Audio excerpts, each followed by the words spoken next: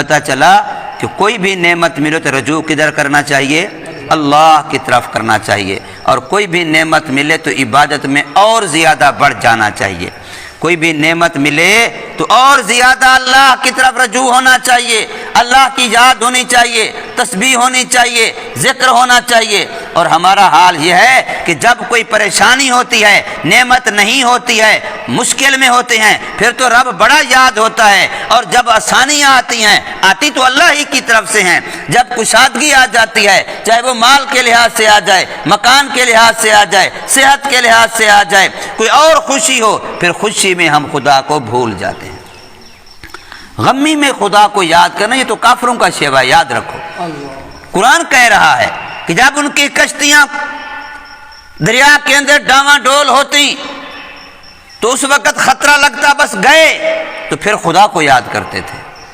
ہاں جس وقت کشتی پار ہو جاتی، بچ جاتے، پھر ناشکرے بن جاتے تھے۔ آج ہمارا حال یہی ہے۔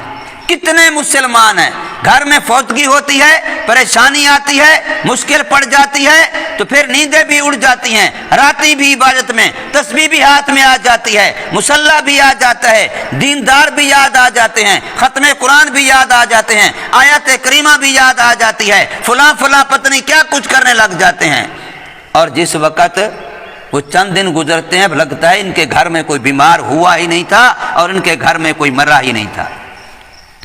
اللہ تعالیٰ سب کو صحت دے۔ ہمارا یہ بچہ عبداللہ بیمار ہوا تو سارے ایسے لگتا تھا جیسے معلوم ہوتا ہے ولی اللہ ہیں اس گھر میں، اور اللہ پاک نے اس کو صحت دے دی۔ شکر ہے اللہ کا، اللہ مزید صحت دے۔ آپ پتہ نہیں وہ بیچارہ خود بھی مسجد میں نہیں آتا۔ کتنی ہم کیسے لوگ ہیں، اس کا مطلب ہے مفاداتی ہیں ہم، اللہ کو بھی اپنے مفاد کے لیے یاد کرتے ہیں۔ وہ جی مشکل ہے، ذرا کاروبار کا کوئی مسئلہ ہے، حضرت جی دعا کرنا، طلباء سے بھی دعا کرانا۔